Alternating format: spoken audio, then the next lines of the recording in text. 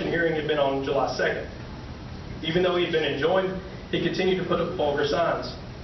This led to another court date on July 8th. That morning, Hood drove down to Golden Park, found an unlocked gate, and proceeded to do donuts with his truck around the infield. Spinning his tires as he made his escape, Hood yelled at the grounds crew who had done the deed. He wanted to be caught. Hood was promptly arrested at his paint shop. Despite being released from jail with plenty of time to make his afternoon court hearing, he did not show. The trial took place without him, and he was sentenced to 20 days in prison and a $200 fine, besides the cost of keeping the field back up to shape when they repaired it. After submitting an apology letter to the city council and paying the fine, Hood's sentence was commuted to 4 days. We got pictures of him being arrested.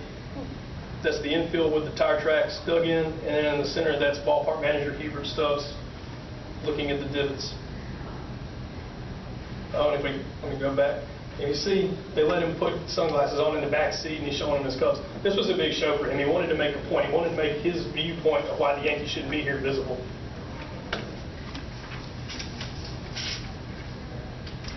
Despite the off-the-field troubles with Hood, the Yankees were quite successful on the field. The club captured the first half pennant of the Southern League, which means that the city got to host the All-Star game. This was the culmination of the team being in Columbus. And the Confederate Yankees won. That's them on the right. The other team that they got to play was an amalgamation of all the best players in the rest of the Southern League, and they did beat them. Now, undoubtedly, the 1965 MVP of the team was Roy White. And it's special that the most valuable player on the 1965 team also happened to be its only black player. After a mediocre 1964 season, Roy White emerged as the league's premier second baseman. His success deterred racial taunts at home, but he was still subjected to discrimination on the road. As you can see up top, he says that one of the worst places he played was Macon, Georgia.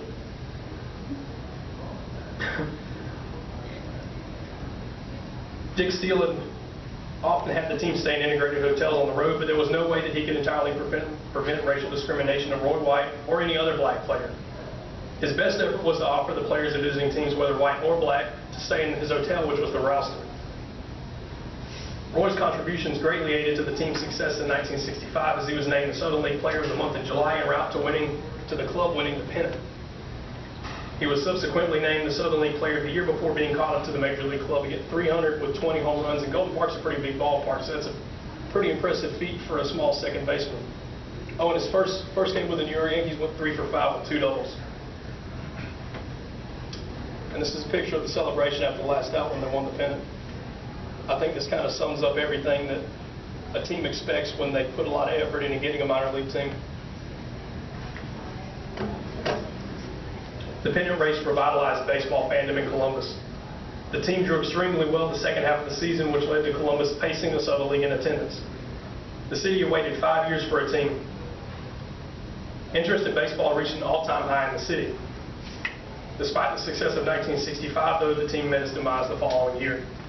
And I think one of the big things that you can point out for this is television. For 2 decades, the specter of television had been growing. The effects of TV were felt throughout Major League Baseball, but the real effects were felt at the minor league level. Revenues fell as attendance numbers plummeted. From 1950 to 1965, the number of televisions in the United States grew by almost 43 million, but the number of minor leagues shrunk by 40, almost to, it was below half of its normal size in 1950. It was about 46% of the league still existed. Compounding the effects of television was the arrival of the Atlanta Braves in 1966. For the first time, the South had a major league franchise. See, people didn't go to the ballpark in 1966. They stayed home and they watched the Braves. Attendance at Golden Park dropped by 24,000 in 1966. The team drew only 48,000 fans that season. That's barely better than Augusta had done in 1963.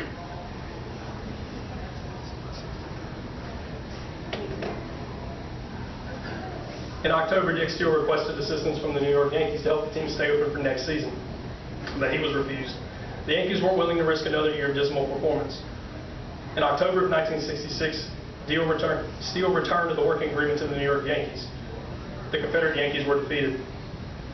Despite promises that they would not broadcast games in the Southern League cities, the Braves had done it anyway. The Braves looked to make about $2.5 million from television rights during the '66 season. The wishes of a AA franchise, they were pushed under the rug. The Southern League pressed for an antitrust lawsuit against the Braves, but the suit never came to fruition.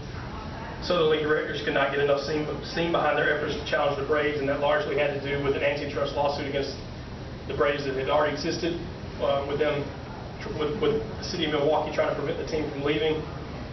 They ruled in favor of Milwaukee, but the team had already started playing in Atlanta, and we all know that how that worked out. They're still here. So now we're going to turn it over to a panel discussion. We have a great panel to talk with us today. We're going to have a question and answer session. I'll proctor it.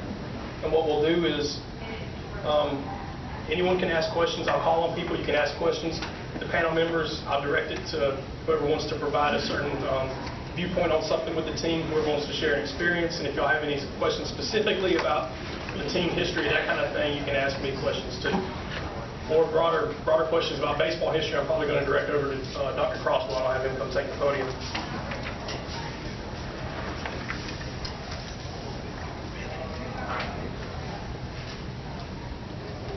You might have anything? We'll play Jeopardy. You give us an answer, we'll come up with a question. Okay, so I'll start. I have a question for Rickey. So we talked about the signs that Bun Hood had put up at his shop. Now, one in particular, the main person related to the team that these signs were directed at was your father, right? Yes, sir. Yes, sir. We lived on 3354 Ethel Avenue, not far from here, and to come home from the ballpark, we would come down past the old farmer's market up by the R.C. Cola building, take a right, go up Winton Road, and Bun Hood's sign shop was about half a mile up on the right-hand side. And every night it would be a different sign saying one thing or another, but it was always horrible. And I'll never forget, I wrote a book a number of years ago, and I wrote in the book, it's the only word that I didn't like in the book, but and Richard Hyatt actually wrote about this after my dad died in 2002, but he would have a sign up there that said, "Rickey Steele is a nigger lover." Now that just grabs your inside of your guts, and as an 11-year-old boy, I would ask my father, what are they talking about? What is this all about? And Dad said, "Son, I'm just trying to do the right thing for Columbus and for everybody." And so it was really a hard thing as a young person, but we had a lot of death threats at our house. Our phone would ring late at night. We had a lot of stuff thrown at our house back in those days, and Dad did insist when the team traveled to Lynchburg or Charlotte or other cities, they all traveled by bus, and they would drop off the ball players, the white ball players at the nice hotel, and the African American ball players at the worst hotel.